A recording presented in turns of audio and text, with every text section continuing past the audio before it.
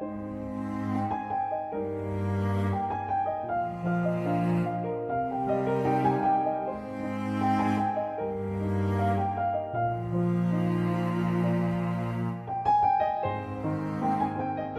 morning, everyone. I welcome you all to this all-important occasion. My name is Mr. Nashi. I belong to the ONAS Development Institute. We're a team of 4, and our leader is unavoidably absent. He is Dr. Tangod Okosun. And I am Mr. Nashi. I work with the University of Abuja, and I'm a development consultant. We have Mr. Thompson Appa and Maria Gabriel. And that's the team. We want to welcome all our partners, our donor, the United States Embassy, our partners in the US, the One Planet organization, and with Mr. George as the lead, and Ms.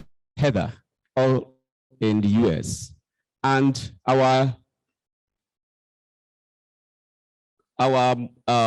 great leader, Dr. Badoa, and all the other people that have hooked online listening to us.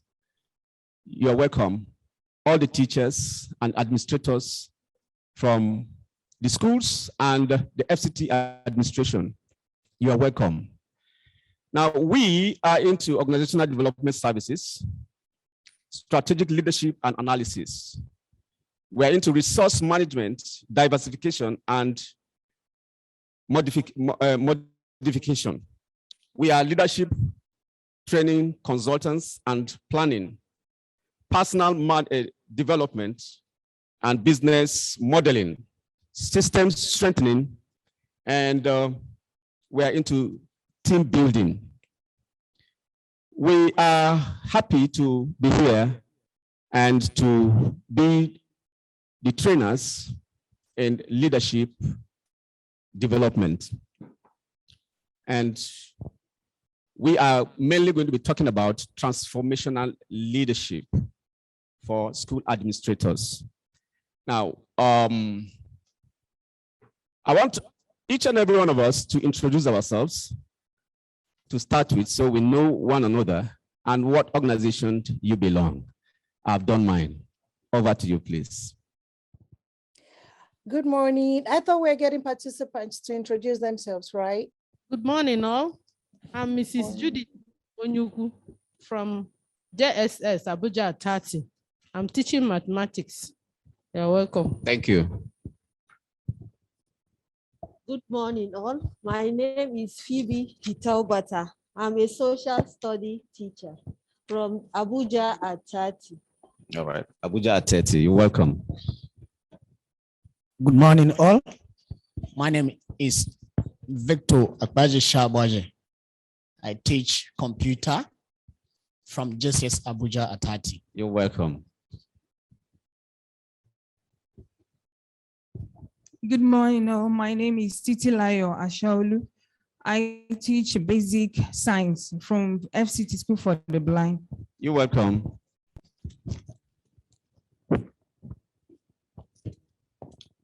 Good morning.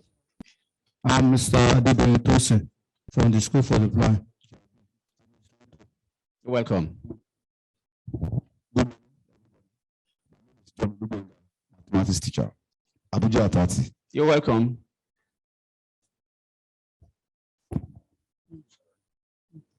Good morning, everybody. My name is Faladevisha from Abuja at 30 Kuji. You're welcome, madam.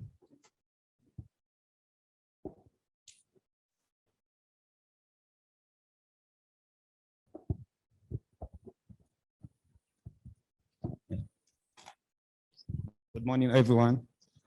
My name is Abdullah Isiaka from Junior Secondary School, Gogolada. I'm a Junior Secondary School, Kwali. I teach mathematics. You're welcome. Good morning. My name is Mrs. Yusuf Elizabeth. I teach CRS representing admin. You're welcome, Ms. Junior Secondary School, Kwali. You're welcome, Ms. Elizabeth. Good morning, everyone. I'm Mr. Morning. Joseph Paje. I come from Junior Secondary School, Kwali, and I teach science. Mr. Joseph, you're welcome. Good morning. My name is Daniel Obodaku from Junior Secondary School, Kwali. I teach mathematics. Mr. Daniel, you're welcome. Good morning, everyone. My name is Onodingene Pauline. I'm from JSS Kwali. I teach agricultural science. You're welcome, madam. Good morning, everyone. My name is Enuma Chuel Azubike from JDS Kwali. I teach mathematics. You're welcome. Good morning, everyone. My name is Barnabas Sunday Zueda from Junior Secondary School, Kwali. I am an administrator, but I teach culture and creative arts. Wow, that's great. You're welcome. Is that all? Yeah, let's put our hands together for everyone. Oh, there are some other guys here.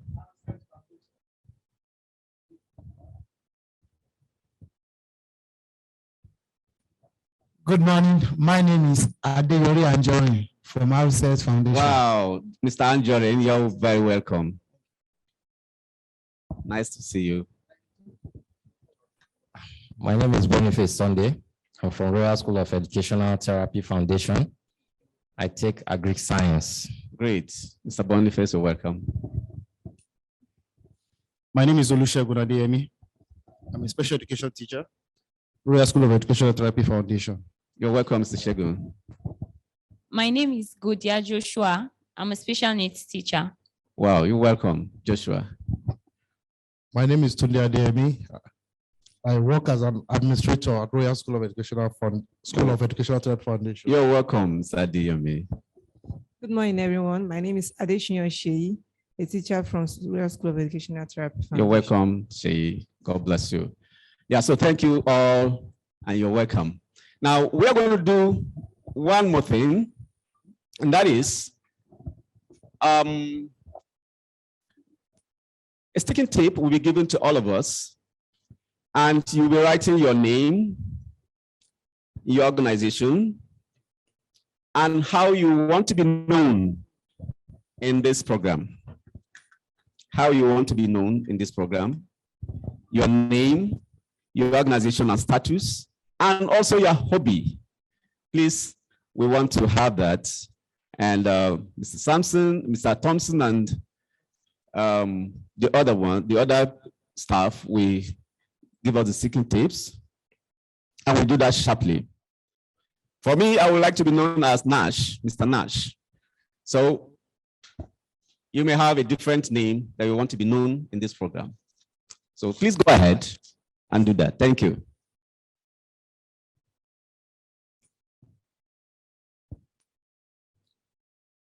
Right, you will be given two papers, and you will write one of them, the green, your expectation. You will write your expectation on it, and the yellow, you write your fears. What are your fears in this program?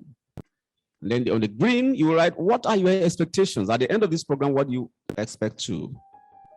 Something like that. Thank you. I would like to call on the attention of those participating online to also please participate.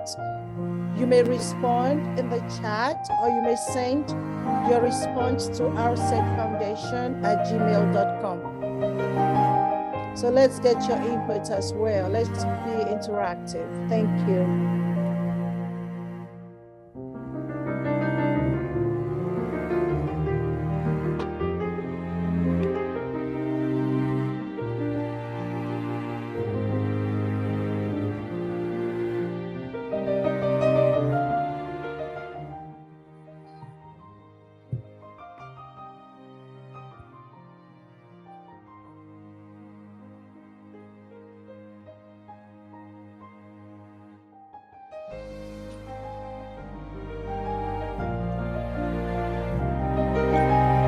have just few minutes to do that. After that, the leader of the Research Foundation will give us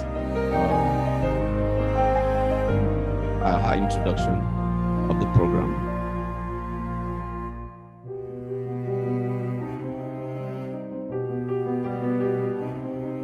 STEM project overview will be taken by Dr. Badewa as soon as we are done.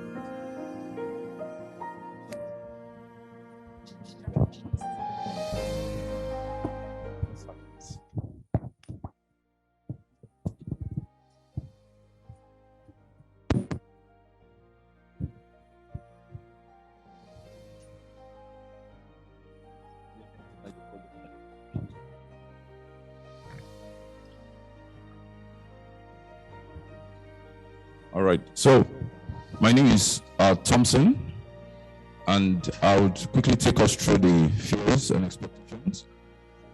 I'd like us to quickly put our fears, write it down, write it on the right, and then the expectations on the green and your fears on the yellow.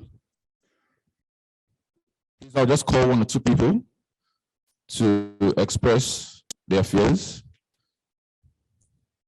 and their expectations. 2 people each. Who's ready? You have to talk about the expectations for the program and also the fears for the program.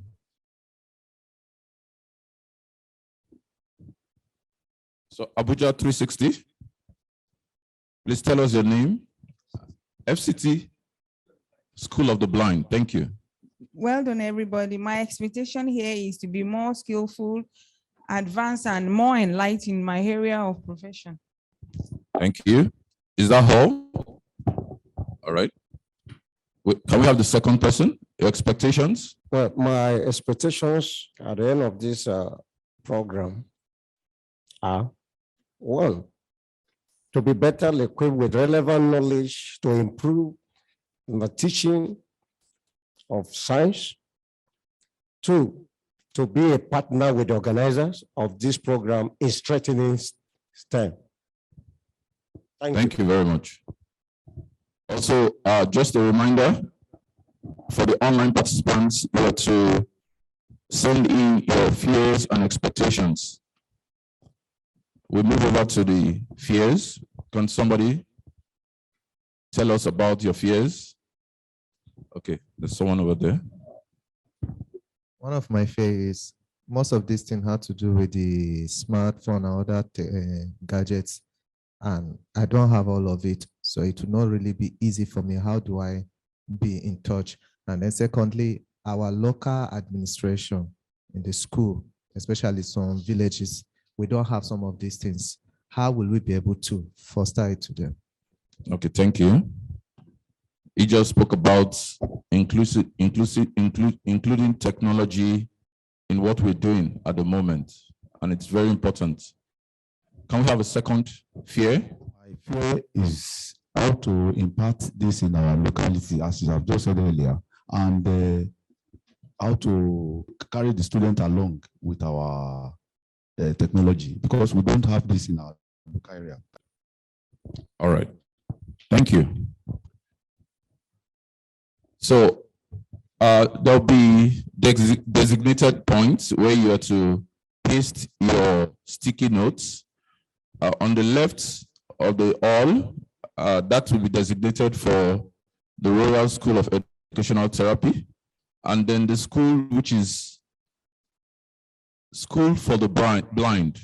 Please, you would put your sticky notes at the far end, just right behind you. And also, this is Government Day Secondary School Kwali. Yes, please. There's going to be another section where you point and paste your sticky notes. Thank you very much. So at this time, we move over to a presentation by Dr. Badora. Thank you very much. I forgot to mention your name, your school. Please, you would also paste your sticky notes at the far end. There's a designated point for you to do that. Thank you. So I'll call on Dr. Badora to give a presentation. Thank you. Okay, good morning, everybody. I hope you can see me. This is Dr. Badewa Adejugbe Williams. I am the founder of the Royal School of Educational Therapy Foundation, and I am also an educational therapist by profession. We'll get into what educational therapy is later, but basically I have a master's in special education with specialization in educational therapy. So welcome and thank you for being here. I'm so excited to see everybody. You are all here. I love the questions. I love the fears that you've expressed. And I hope by the end of this workshop, this program will be able to answer some of the questions for you and alleviate some of your fears. So welcome once again. And thank you so much, Mr. Nashi, for such a great introductory activity you've started there. I have to appreciate our consultants. You know, they've really worked very hard towards achieving this, this workshop for you today. So please, let's clap for them. Let's appreciate them.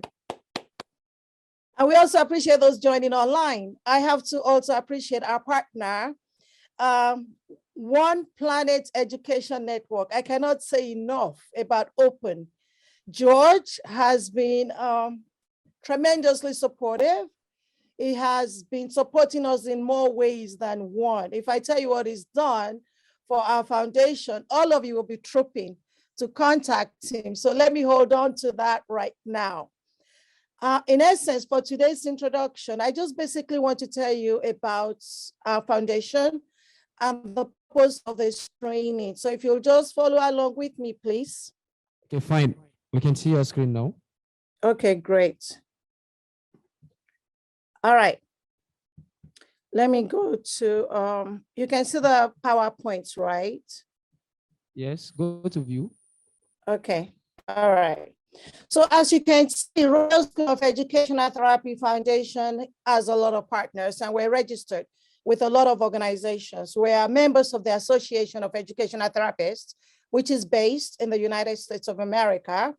We are registered with the Federal Ministry of Education, Ministry of Women Affairs, Ministry of Health, FCTA, Social Development Secretariat. We work with FCT Universal Basic Education Board. We're registered and we have an MOU with the Ministry of Finance, Budget and National Planning. We're members of the Nigerian Network of NGOs, the NOGAUT, Association of Literacy Support, Council for Exceptional Children, and also the Division of International Special Educational Services as part of CEC. We're members of the International Dyslexia Association and Learning Disabilities of America. We also offer courses that have been certified by the International Board of Credentialing and Continuing Education Standard, which is also based in the United States. So as I indicated, our active partner in this project is One Planet Education Network. I will allow Mr. George to talk about One Planet later once I finish with my presentation. And we have to also appreciate the public affairs section of the Embassy of the United States of America for the grants for this project. This is the third time that we are receiving a grant from the US Embassy. So we're really very grateful for the support. And I know for a fact that they're very, very committed to supporting the special populations of persons with disabilities in Nigeria, especially in the FCT. because we're being supported by the office in Abuja. So the vision of Outset is to provide each student with therapeutic. If you notice, we're into educational therapy and related therapies. So when I say therapeutic services, I'm talking about educational therapy, physiotherapy, speech and language therapy, occupational therapy, cognitive behavioral therapy, psychological counseling, and all that, it's all included. So we want to provide our students with therapeutic and socially enriched academic, vocational, and life skills. These are skills that will support and give them an enlightened opportunities in life for optimal societal inclusion. What we're asking for all persons living with disabilities is to be included in all societal functions, be it social, be it economical, whatever it is, as they have equal rights as everybody else. So our mission is to provide our students who have neurodevelopmental disabilities and other learning challenges with a wide base of our research that has been done on intensive, individualized, and educational therapy interventions.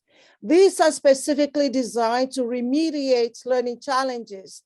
And of course, it has to be in a nurturing and a safe environment where children should feel free to make mistakes and not be reprimanded for their mistake. So where every mistake will become an opportunity for education. So we want our students to achieve their greatest potential academically and socially, because everything is not only about academics, it's also about social skills, it's also about self-esteem.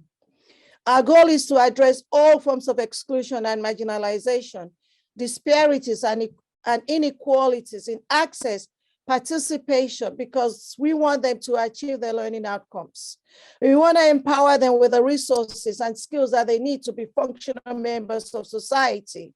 So our objectives is to ensure inclusive and equitable quality education. Education that's good for my kids should be good for anyone else's child. So we want quality education for all learners. We want to promote lifelong learning opportunities. It doesn't stop in the classroom. It doesn't stop at the center. It doesn't stop when they leave, the academic setting.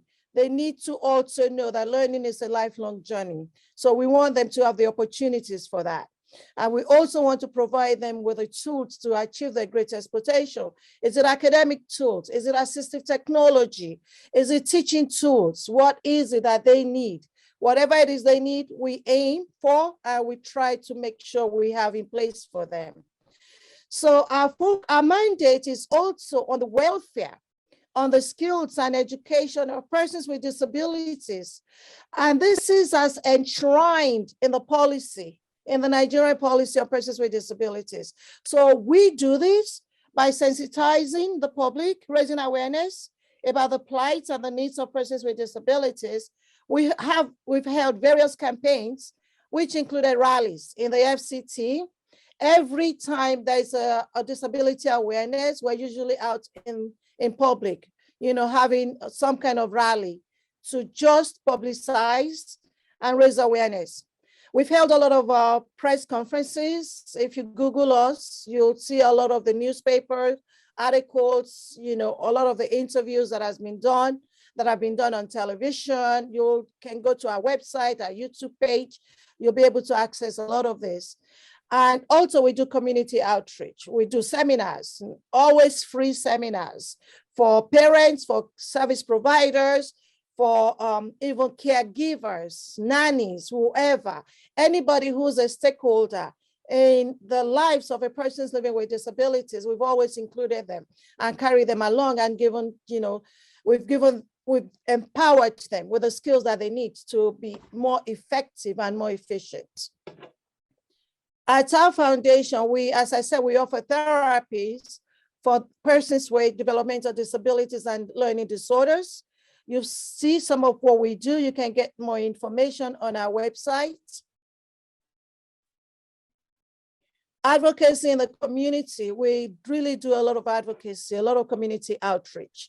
And beyond this, we also offer certificate courses We are affiliates of College of Education, Ikere Ekiti. For anybody who wants to have an NCE in education, they can go through us. And currently we're running a special education certificate program in partnership with Federal College of Education, Special Oyo. And all the courses we're offering have been approved by the International Board of Credentialing and Continuing Education.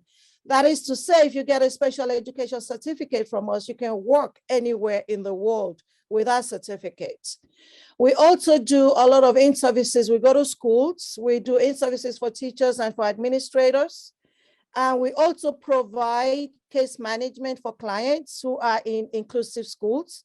And we try to support other schools that provide special education services. So this project is titled Strengthening Educators in Special Schools to Institutionalize STEM Education for Inclusive Economic Growth and Development. If you notice, everything we're doing is about inclusivity. So this is for inclusive economic growth and development. We can only empower our persons with disabilities by empowering the service providers. We can reach you, you are only 50, but you are touching thousands of lives when you go out there to teach those in your classrooms and your future students. So we believe we need to empower you for you to be able to empower your students.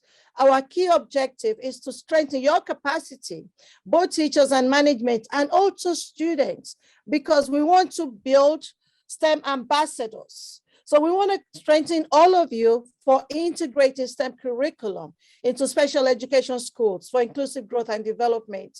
We always believe that the beneficiaries are really the students, and they should be a part of the process of this integration of STEM education. They have to buy into it, and they should be able to influence other students, their peers, so that we stop seeing STEM as something that is scary. STEM is something that we use every single day. Everybody uses STEM. So we need to stop being afraid. And I have to just tell you, when I was in school, I was very scared of science. I was very scared of mathematics. That was why I chose art subjects. But now, as an educator, I realized I should have had no fear. If I had gotten the concept of STEM while I was younger, I would have probably veered towards science as opposed to art courses when I went to university. So we need to let people know that STEM is not a scary thing at all. STEM education is something we're exposed to. We just need to understand it. So this project will take advantage of the interest and willingness of critical stakeholders, which are you guys. You are there, you are critical stakeholders. FCT UBEB is working with us. FCT UBEB is a critical stakeholder. And also NERC. We're working with them. We want to be able to integrate the STEM into national curriculum as much as possible. So we want to integrate STEM into special schools by strengthening the capacity of teachers and also students as voices for institutionalization of STEM curriculum. So there's been a lot of research out there that tells that STEM is actually very beneficial for children with disabilities, mainly because a lot of them developmentally, they are functioning way below their age and grade equivalent. And research is also telling us that young children, which is usually the functional age of persons with developmental disorders, young children build their knowledge and understanding of the world by observing, asking questions and investigating. We have that in us. It's innate in us. Even a child with developmental disability has that innate ability. They may not be able to express it, but they do have that curiosity. So naturally, we're inclined to try to discover our environment. These are natural inclinations that form the foundation for early science, technology, engineering, and math exploration.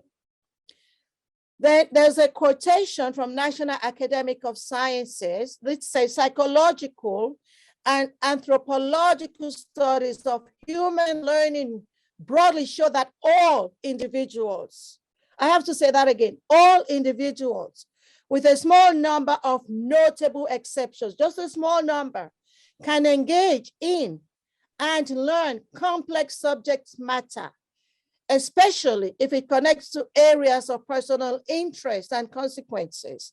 I want you to take that personal interest into heart, because the personal interest is at the heart of STEM. If they don't have personal interest in STEM, they will not participate actively as they should. So we need to make sure that they have personal interest in STEM education, okay? When supportive conditions, how can they have that personal interest? We need to make sure they have supportive conditions and feedback mechanisms. They should be in place, and the learner will make substantial efforts. And this substantial effort will be sustained, and it will pique their interest, and they'll be active participants in their own learning. Another quotation from Zalaznik, it says, students on the autism spectrum have shown a particular ability to debug software because their tendency to have enhanced visual and spatial skills enable them to spot imperfections in cascading lines of codes. Coding is important. Also, because of these abilities, students with autism have a knack for responsive design, ensuring websites function well on various devices. According to Zalaznik, we see students with disabilities having increased engagement in computer science classrooms. And we see them wanting to use better math and ELA, which is English language arts skills, to complete computer science projects. Says Delta, whose organization works in a consortium to promote more comprehensive computer science education. There you have it. Science is supporting the fact.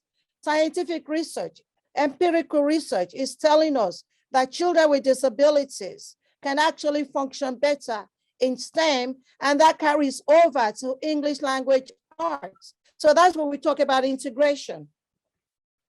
So our observations, the need for integrated STEM education in special schools for persons with disabilities has never been more critical.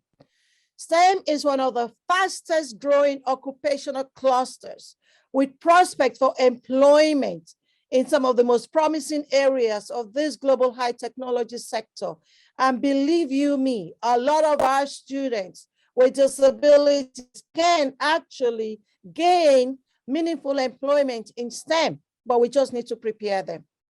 So in order to prepare students to take advantage of the fast opportunities in this field, this project that we're embarking on today is set to initiate an institutionalization process to equip teachers and their persons with disability students with the knowledge and skills to successfully embark upon a STEM pathway and ultimately be able and be prepared to find and secure a rewarding high demand STEM related career.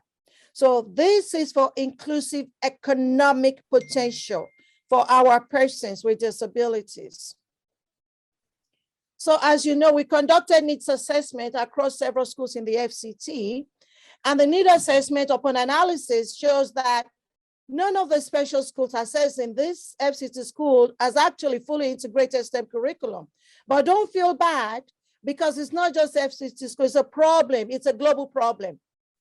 Okay, and despite the huge advantage presented of the value to persons with disabilities, we need to take advantage of this, and we need to be on the forefront of integrating STEM into the curriculum, especially in the FCT. STEM education stands as a key strategy to address these gaps, provide additional opportunities to strengthen inclusive economic growth and development of the future of ambitious and ready population of persons with disabilities in Nigeria. So when we're talking about persons with disabilities in general, it could be neurodevelopmental, it could be physical, it could be a comorbid situation, okay? So our core strategy is the amplification of voices around issues of inclusive education that solve our ever-increasing challenges through acquiring relevant skills and knowledge, advocacy, partnership, collaborations, and civic engagement with stakeholders, community leaders, and the government. And I want to appreciate the person who spoke, who says one of the key things they wish to accomplish from this training is collaboration, to be able to collaborate with the organizers. And I want to assure you that that's why we are here. We're very eager to collaborate with anybody who wants to collaborate with us. Our partner, Open, has been doing a lot of collaboration with people, with us, to be able to impact Nigerians. And they have done this for free for a couple of years now. So when you join us, you are joining Open Network.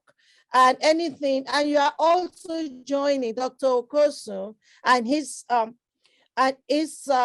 consortium, is a consultancy, because their focus is to build the capacity of CSOs so that beneficiaries will have more benefits in all that we do.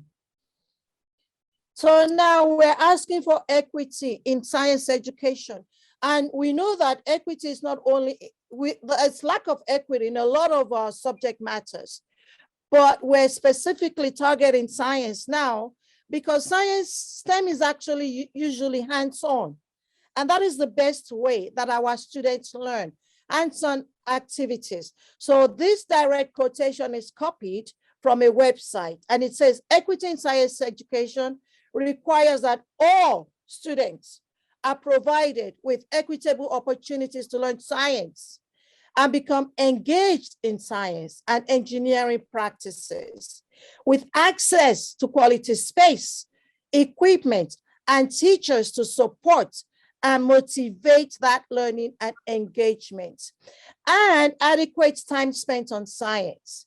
In addition, the issue of connecting to students' interests and experiences is particularly important for broadening participation in science. This is it. This is what we are all about, equity in science for our students. They have every single right, as everybody else, to be engaged in science, especially since it has benefits for their lives, so that they too can become functional members of society in the future. So our goals: STEM literacy, 21st century competencies, STEM workforce readiness, interest and engagement, ability to make connections among STEM disciplines. These are the goals for students. These are not my words. This is global goals for all students. And for educators, we want them to have increased STEM content knowledge and increased pedagogical content knowledge. So I thank you all very much. I don't want to take too much time. The definition of STEM, we'll go through that as we proceed. So we know that science is the process of finding out about the world and how it works by exploring, gathering data, looking for relationships and patterns, and generating explanation and ideas using evidence. And then science is observing and experimenting, making predictions, sharing discoveries, asking questions, and wondering how things work. Technology is using tools, not only computer tools that have been designed to meet human needs, such as balance scales to compare weights, lenses to look closely at living things, and digital tools like computers and tablets. It entails being inventive, identifying problems, and making things work. Engineering, the process of designing tools and systems and structures that help humans meet their needs to solve problems. Engineering is also solving problems using a variety of materials, designing and creating and building things that work. And mathematics is the study of quantities, structures, space, and change. It is sequencing, patterning, exploring shapes, volume, and size. We use all these things in our daily living. Right now, it seems complicated, but as we break it down in this training, you'll see how we are automatically incorporating STEM into our lives. So children may engage with STEM separately or in combination when they build tower with Lego, or any type of building block. They are employing engineering skills. They're employing all these things as they create. They work with clay, whatever it is that they play with. They're employing STEM. So I will not take too much time, since I really would like for Mr. George to be able to introduce himself. So we'll talk more on best practices later. So George, over to you. Thank you, Dr. Badawa. Can everybody hear me all right? Wave your hands in the audience if you can hear me. Great. Okay, excellent. Thank you everyone for attending. I know it was probably not easy to come across the city today at the hour of commuting, but I want to welcome you all to our program. My name is Dr. Badawa said is George Newman, and I'm founder and CEO of One Planet Education Network, Open. We hope that the STEM workshop this week will be informative, helpful, and inspirational to you all. And though we will be presenting, it is important we hear from you all during our sessions this week. So we wholeheartely encourage your feedback along the way, and I'm glad we started off with your wishes as well as your fears. And I think not today, maybe we won't address those fears that I heard, but during our sessions this week, we will. We'll attempt to anyway. So we'll get to my slides if I could. Screen share. Can everybody see my busy desktop? Okay, everybody can see, wave your arms that my slides are up. Okay. In Abuja, can you see? Wave your arms if you can see the slides. Okay, great. So a bit about us. Open is an international education technology company. We've been in existence for a long time, about 24 years. We now operate about 15 countries we operate across, 5 countries in Africa.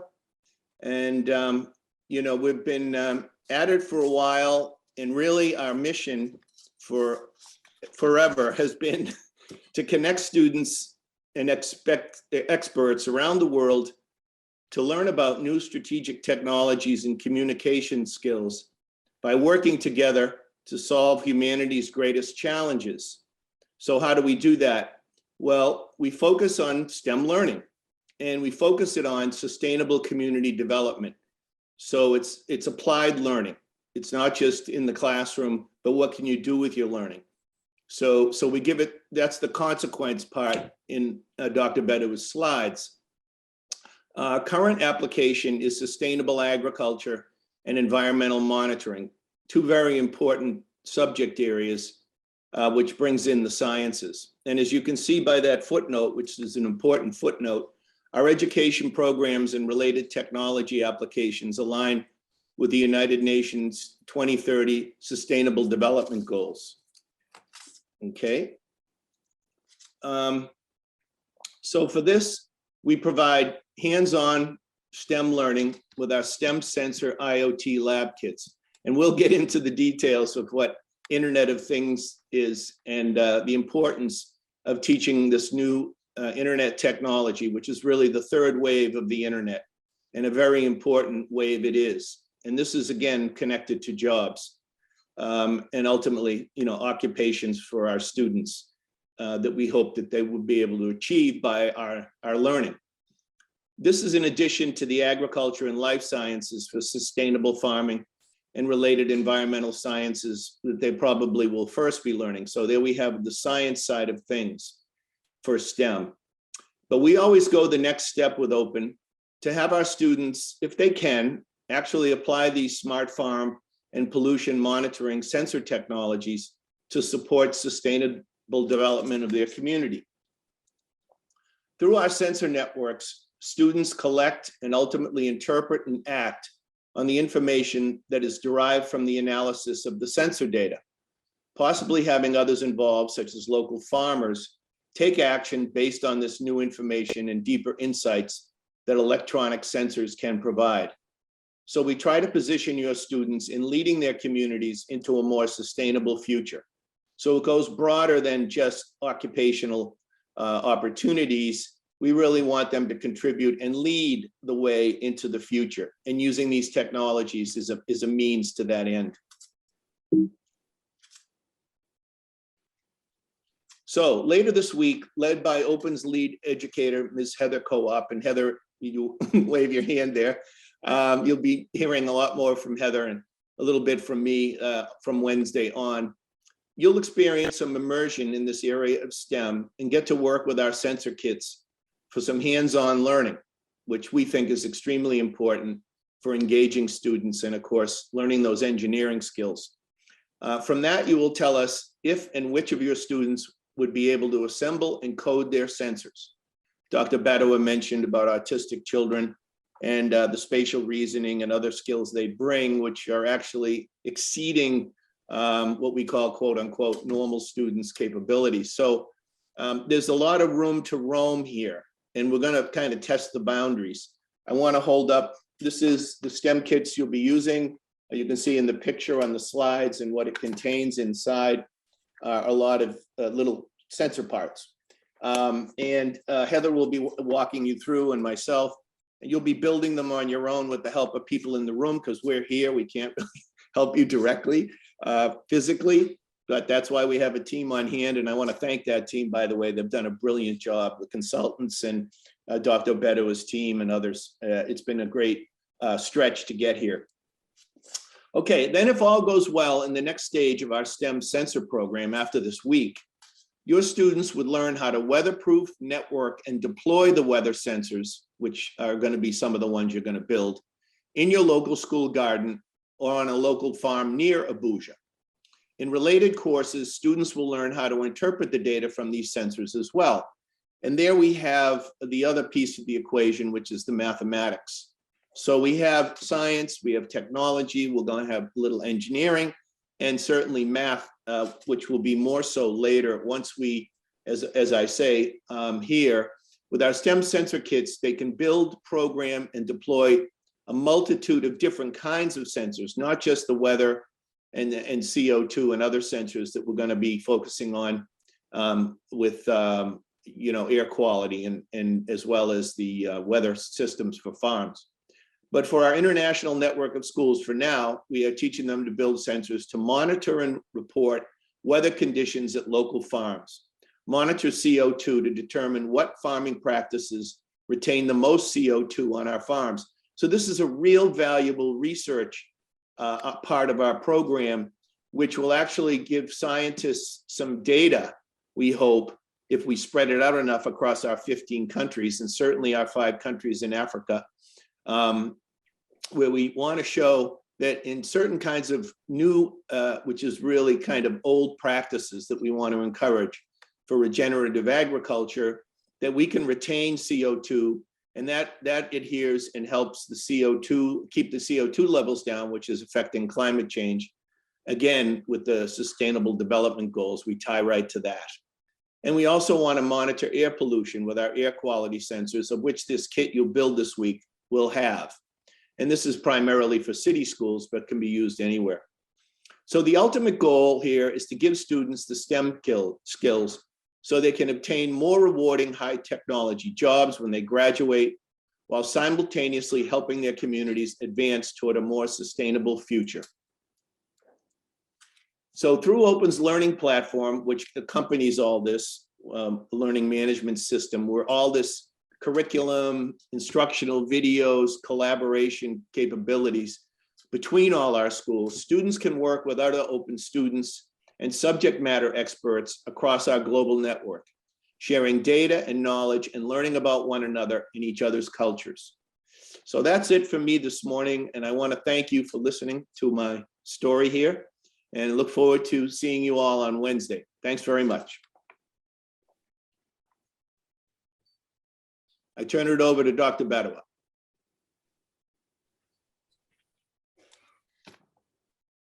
Okay, thank you so much.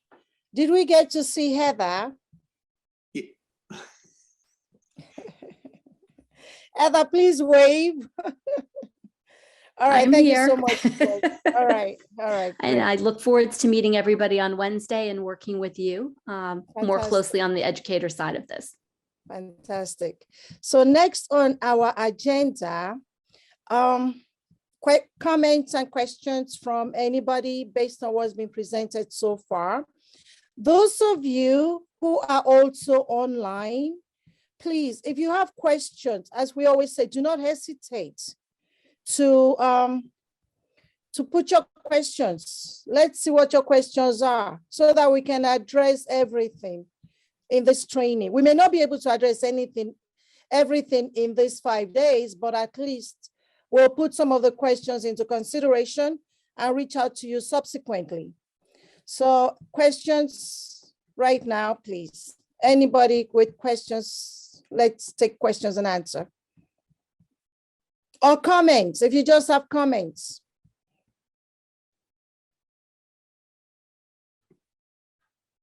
The gentleman's Mr. raising his Thompson. hand. Yeah.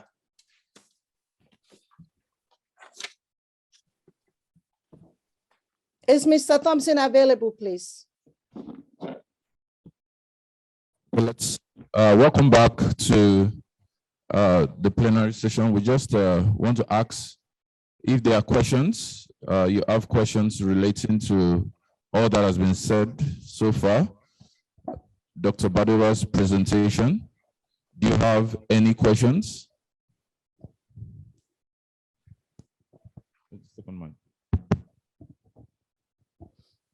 Can we hand over the mic? Okay. Good morning, everybody. My name is Lawrence from FCT School for the Blind, Jabi Abuja, the admin officer one. My question comes from the issue of equity in line of bringing science education to the visually impaired. My question is in the area of pictures, where pictures will be used to describe something or drawing. So how are we going to tackle such an area for the education of the visually impaired? Okay. Over to you, Dr. Badura. All right. Thank you so much for that question. Equity, equity, equity. You know, there has been some assistive technology devices that have been developed specifically, you know, to aid with visuals for those who are visually impaired. Of course, beyond Braille language, you also have this of the pictorial, which is the 3D model. Okay, so now the technology is available. It's now being able to afford to access this technology, which is the reason why we're hoping to keep partnering with, especially FCT schools, schools that have either visual impaired students or hard of hearing students or students with intellectual disabilities in accessing funding. If we can access funding, then we should be able to access the technology. And our primary goal is this assistive technology should be for those in the rural areas. You know, those in all local area governments, people who are not necessarily just in Abuja, because we find that those with the means, they can afford these things for their children. A lot of times they're not aware of what they are. So awareness, number one, to let you know that this technology exists, and then access, financial access to be able to purchase them for those who need. So we'll see what we can do in working with you, in trying to get funding, to get some of this technology for you. So that's a promise at the foundation. Okay. Thank you. Sure. Can we have the mic for the second question right in front?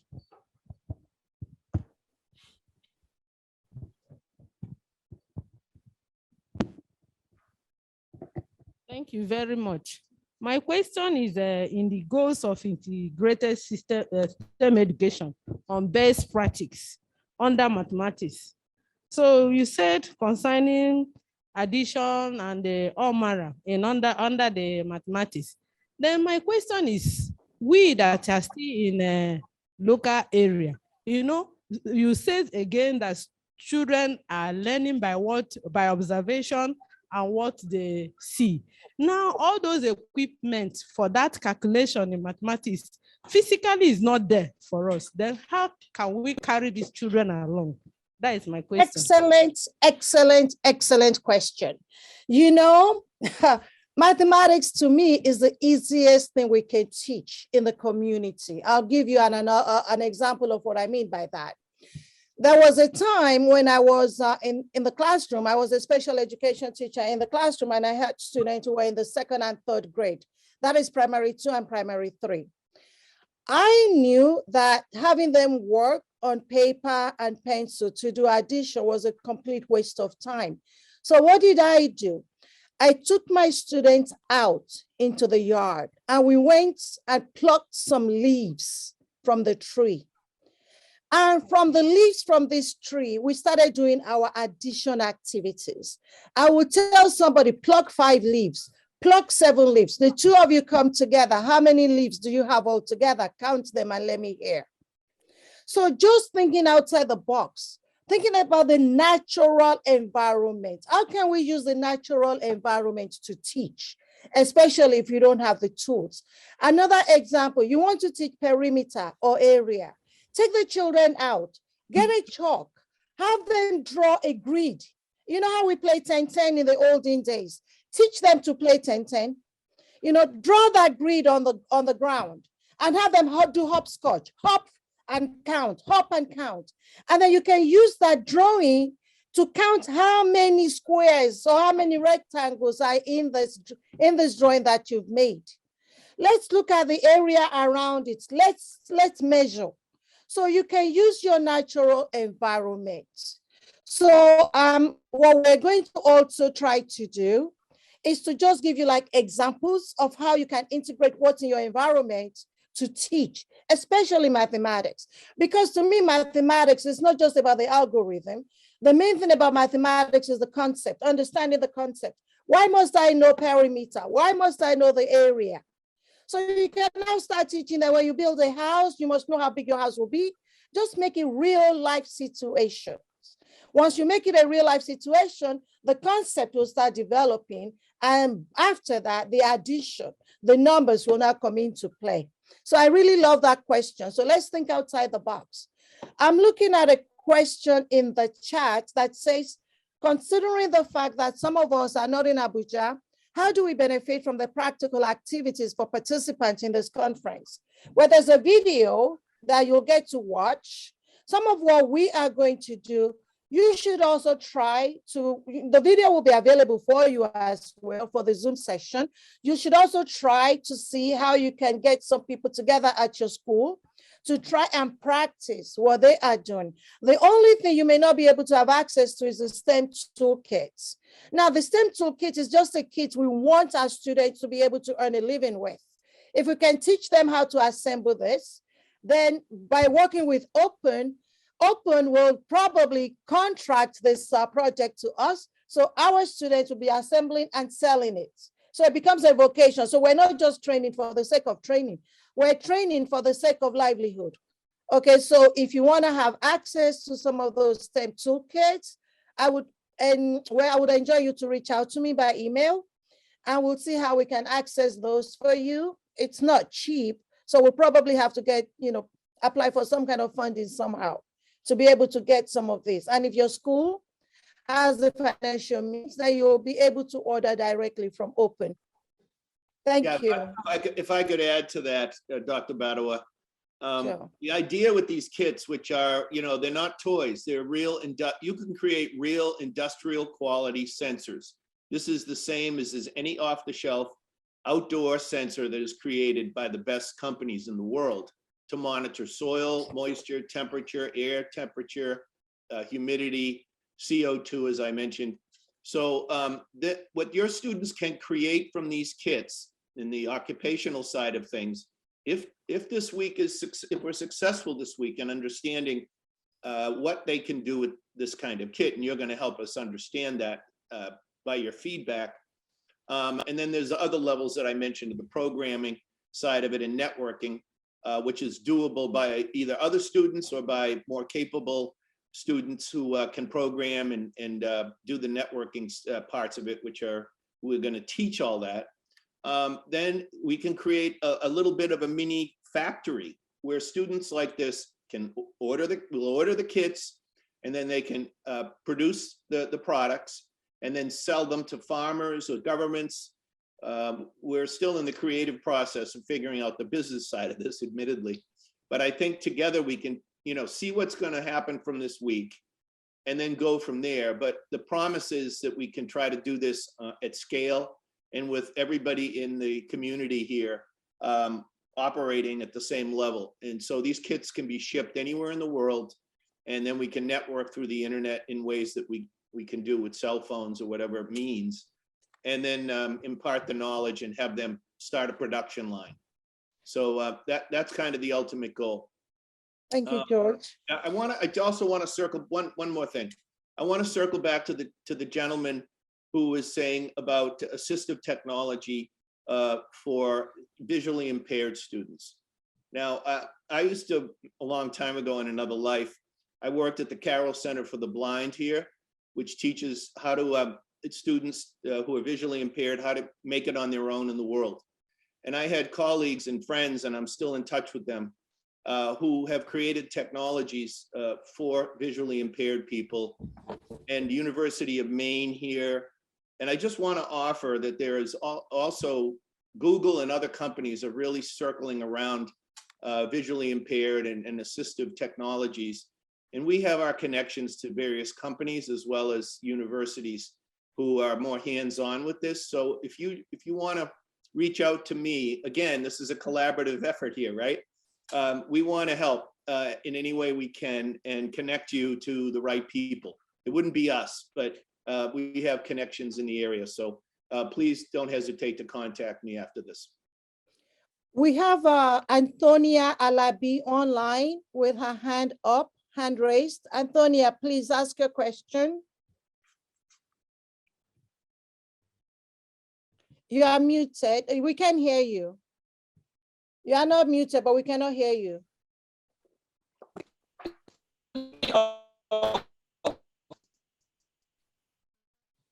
Okay, I think your network may be a challenge. Why don't you put it in the chat? We can't hear you. Yeah, can't hear you. So maybe put it in the chat, please. All right. So as we are waiting, anybody, you can still go ahead and put questions in the chat. As we proceed, we'll be able to get to the questions, eventually. So as we await that, if I may ask, do we have the presence of the chairman, FCT Universal Basic Education Board? Dr. Badewa, no, we don't. Okay. Present. So all protocols duly observed so that we may proceed. Doctor, one more If you have question. questions, put it on the chat, but let's proceed with the program, please. So the next thing on the item will now be the pretext. Dr. Badewa? Yes. We have another question from the audience, I think. Yes, one more Okay. Good morning, I'm Kunle Adeyeye. My question is, taking care of teaching students with special needs, do we need to include stakeholders or teachers in education generally? Then quickly, the second one, does data gathering have any role to play to make it effective in this regard? Thank you very much. Okay, I think your question was, should you include teachers? I'm not sure if you're talking about in the training or in STEM. But the general question is everybody needs to have an awareness of STEM. Everybody needs to be able to teach STEM. All your students need to be carried along. And how do you do that? You integrate STEM into their curriculum. You can use a reading instruction to teach STEM. That's the whole concept of integration. Reading a story, you can take from that story activities, projects that would incorporate science, that would incorporate technology, engineering, and mathematics. So those are the skills we want to impact on you with this workshop. So everyone needs to be aware of how to integrate STEM, and children need to have interest in it. Let them make connection to their real life situation of why they're learning what they're learning. Make it interesting for them and they will engage. And I think you have another question. I think that question has gone through my head. What was this? Oh, data collection. Anything you do, data is very, very relevant. If you recall in my presentation, I indicated that we did a needs assessment. We needed that data in order to be able to plan the workshop. Without data, then it becomes meaningless because it's not fulfilling a purpose. So every single thing you do, you must be able to gather data. Gather pre-data, gather data during, and gather data after. How do you show that students are learning? You need data. You need that evidence, not just what people say. Data can also be through observation. Record what you observe. You know, what do you observe the children doing? What kind of questions are they asking? These are evidence of learning taking place. Even if they don't master, but at least you know they're engaged. So data is very critical. And all your information, all decisions you make should be data driven and should be backed by data. Thank you.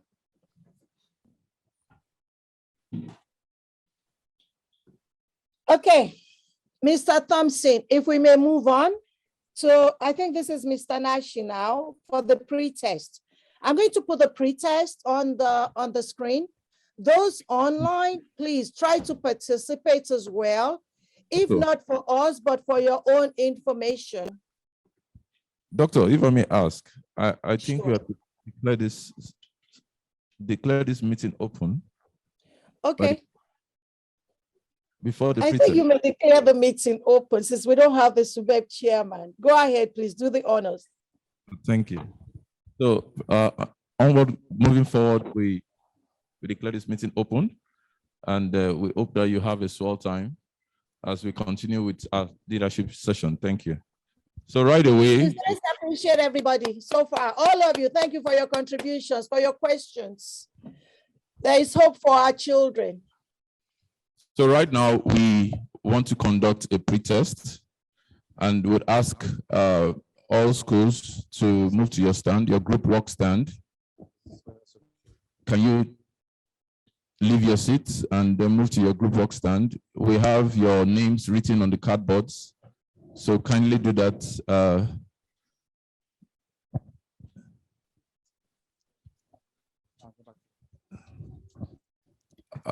On each table, we provided a flip chart and 2 markers. So you're going to work together as a group, and then you respond to the questions that will be given to you.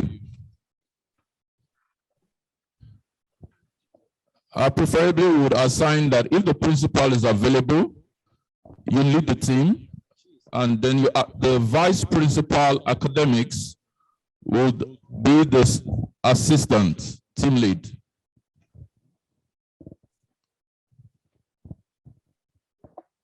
And then earlier we had requested for your names. Please stick the pink sticky notes in the middle. Then on your right, stick the sticky note position for expectations, and on the left, you stick that for fears.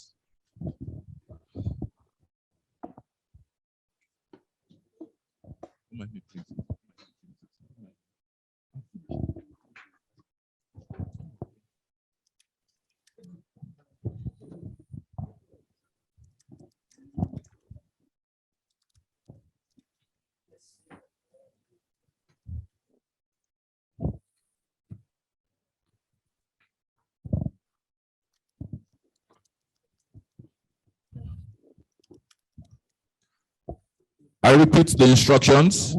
At the middle, please paste the pink sticky notes. On the right side of the cardboard, you paste the green sticky notes. And on the left side, you paste the orange sticky notes. The middle pink. Now let me look at it.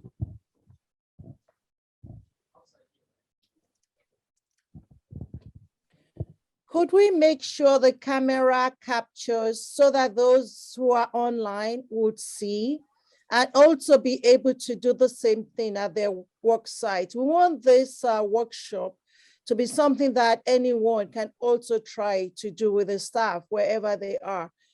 More people that can benefit from it, the better.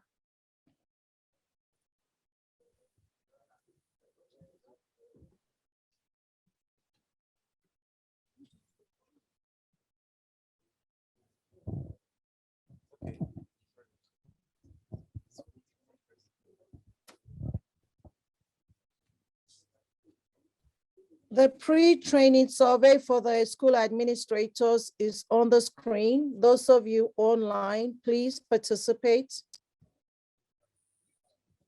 Answer the questions and email them to me. I'll put the email again.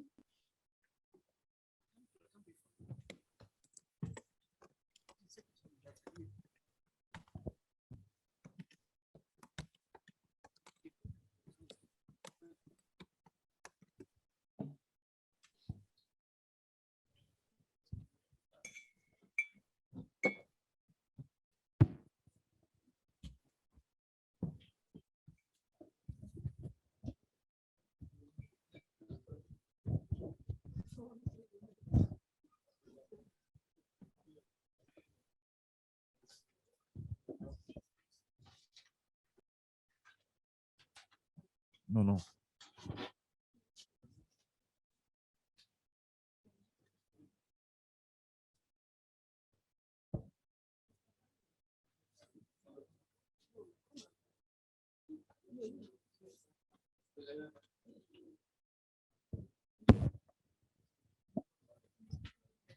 Should I bring this one? Who ask me to send it to me.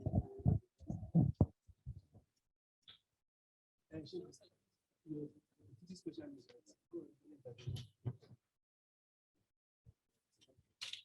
you, I say you.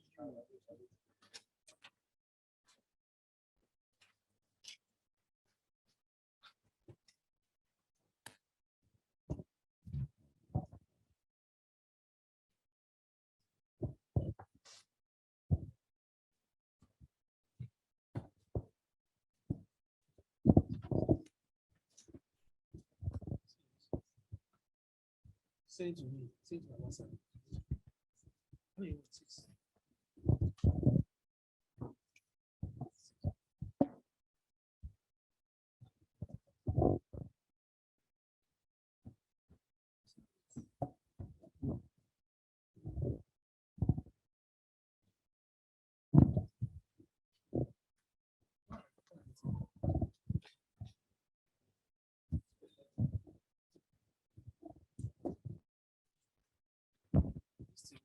Send to us.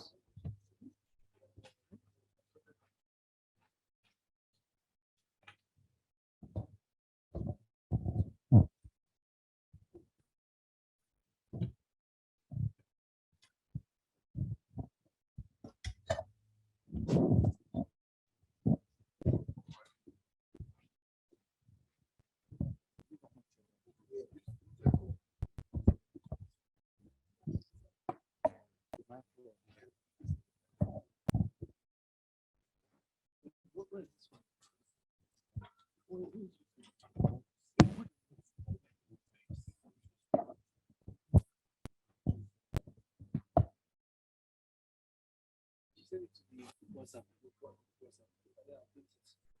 Then you have to send it to WhatsApp.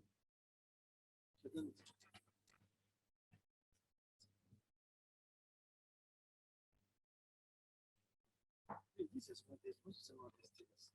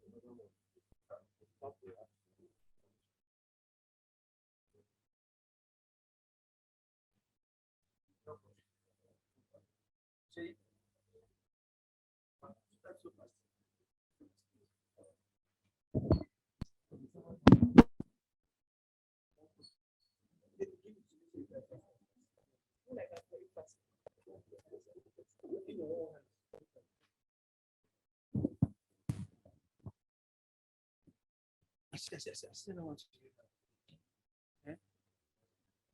You don't say that. My printer.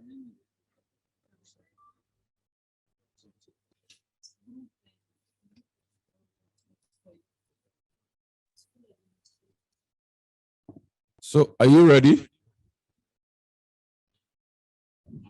The very first question. As school administrators,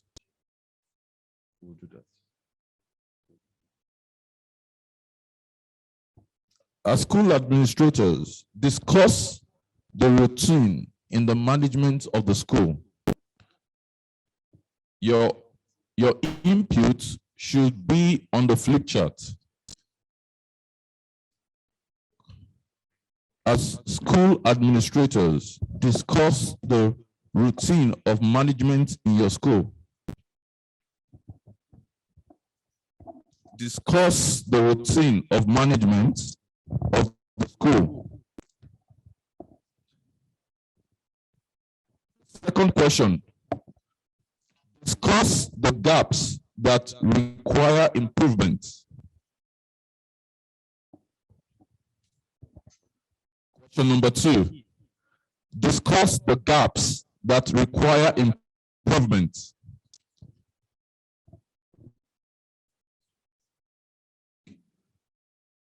And question number 3. Suggest ways for improvement.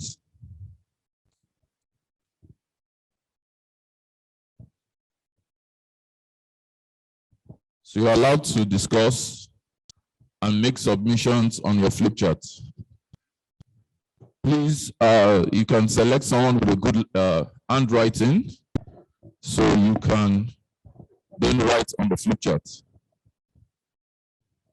As school administrators, discuss the routine of management in your school. Question 2, discuss the gaps that require improvement. And question number 3, suggest ways for improvement.